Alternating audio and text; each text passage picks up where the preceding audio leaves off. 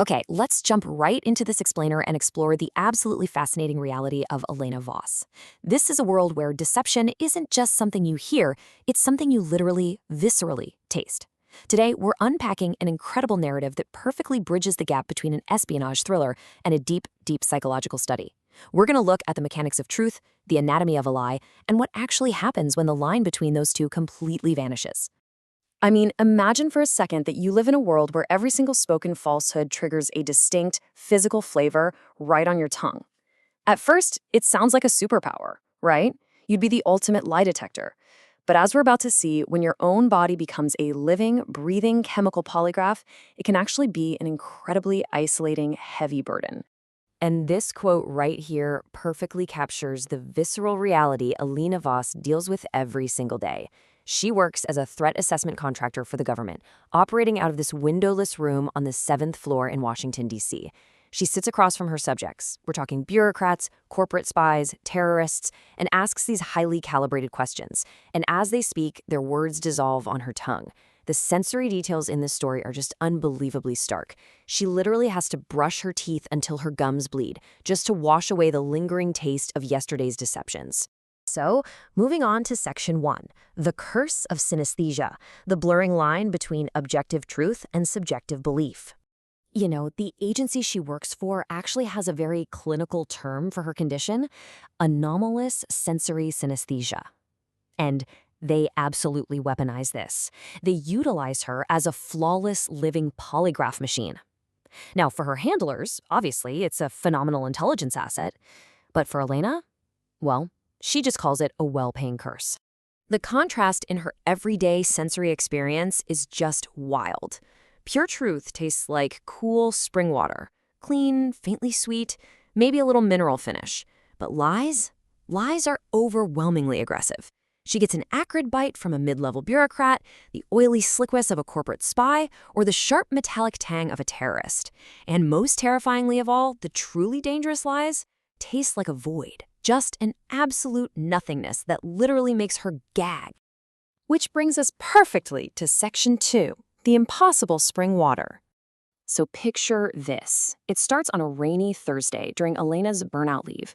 She's chilling in a quiet Georgetown bookstore cafe when she has this total chance meeting with a man named Alex Harlan. He's just standing there in the fiction aisle, holding a copy of The Great Gatsby, and he looks at her and says, "Fitzgerald knew how to lie beautifully." He has this effortless posture, this really warm, educated voice, and when Elena braces herself for that familiar, bitter taste of everyday human deception, absolutely nothing comes. Instead, his words hit her palate with total clarity. It's like breathing mountain air after spending years underground. So, who exactly is Alex? On paper, he's an international development consultant who coordinates aid in conflict zones. He grew up in rural Vermont, lost his mother at a young age, but the absolutely crucial point here is that every single thing he shares with her, from his career down to his childhood memories, floods her mouth with a taste of pure spring water and sunlight on stone. For someone whose entire life is defined by tasting the worst of humanity, this absolute refreshing truth makes Elena fall deeply, desperately in love. But, of course, perfection rarely lasts. Let's dive into Section 3, cracks in the facade. Now, things escalate really quickly over just a few crucial months. After an idyllic October, the first seeds of doubt get planted in December, which leads to a massive revelation in January, and finally, a completely devastating investigation in March. Let's break down exactly what happens at these key friction points. The first real crack appears in December at a dinner party in Arlington. Elena introduces Alex to her colleague, Marcus Hale, who's an agency handler with, let's just say, very suspicious eyes. Marcus questions Alex about his stabilization projects. And to Elena, Alex's answers taste like crystalline truth. No red flags at all. But Marcus pulls her aside and delivers this warning. He's too smooth. Run a deeper check. Marcus's instincts are firing on all cylinders, even though Elena's foolproof synesthesia is telling her Alex is completely honest. And this introduces a truly terrifying thought. What if her absolute truth detector has a blind spot? But the massive bombshell, that drops in January. Elena is called in to interrogate Viktor Solov, a Russian oligarch's fixer, who is suspected of funneling money to domestic extremists. Elena tastes all his rotten, bitter almond lies, as usual.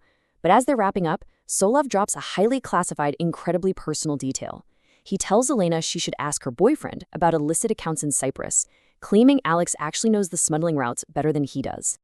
Suddenly, Elena is trapped in this intense cognitive dissonance. The man she loves tastes like pure spring water, but Solo, a known threat, tastes like a braided, rotten rope of truth and lies. The crazy part? Solo genuinely believes what he's saying. So how on earth can a known terrorist taste partially sincere about Alex being a vector, while Alex tastes entirely innocent? This takes us right into Section 4, the perfect vector. So in March, while Alex is out of town in Istanbul, Elena uses her full top-secret government clearance to dig into his past. And what she finds isn't just a trail of lies, but an entirely fabricated existence. Alex Harlan is actually Elias Hartman, born in Wisconsin. His records are what the agency calls elastic. Vague boarding schools, untraceable scholarships. And that noble consulting work of his, it is directly linked to conflict zones where dark money just vanishes and dangerous ideology flows. He really is connected to the network Solo warned her about. And the agency profile reveals how a perfect vector actually operates. Think about this in a real-world context for a second. We all sometimes construct minor echo chambers to protect our egos or our worldviews, right? Well, Alex does this at a weaponized, extreme level. He has severe cognitive compartmentalization. He constructs self-reinforcing belief systems so strong that they completely replace objective reality with total subjective sincerity. Alex isn't consciously lying to Elena. He is lying to himself so perfectly, so completely, that his mind literally bends reality to make his words taste true. This renders all polygraphs, chemical interrogations, and yes, even Elena's flawless synesthesia entirely useless. And that brings us to the climax, Section 5, the choice of belief. By April, the stakes hit their absolute peak. Elena's supervisor, Reyes, issues a brutal ultimatum. The agency has officially connected Alex to laundering funds for a domestic militia that's planning attacks on federal buildings. Elena must extract confirmation from him, or the agency is going to bring him in and, quote, break him the old-fashioned way. So Elena has one last dinner with Alex at their favorite Italian restaurant to finally confront him. During this final dinner, Elena looks right at him and directly asks about his work in Istanbul. And Alex looks back at her and says, I help coordinate medical supplies, some refugee processing. And to Elena, it tastes like perfect, undeniable truth. This moment is just heartbreaking because it proves exactly how hopelessly entrenched his mind is in its own fabricated reality. He truly, deeply believes he is a good man doing good work. He is completely unreachable. Realizing that the man she loves is, well, basically a cathedral built on sand, Elena makes a profound sacrifice. She meets with her supervisor, and she lies.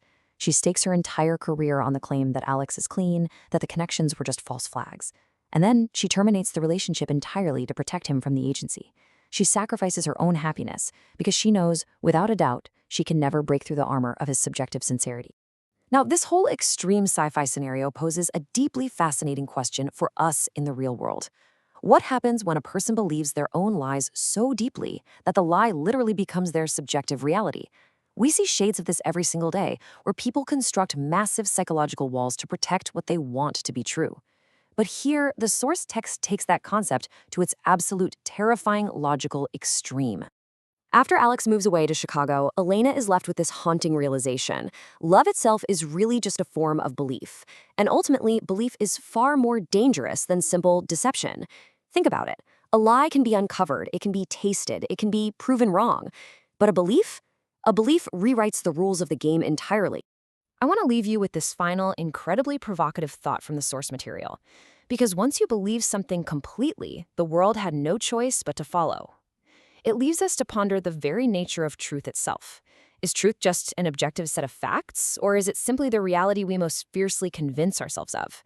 It's a question that's going to stick with you long after the facts fade. Thanks for joining me for this explainer, and I really hope it leaves you looking at the concept of truth just a little bit differently today.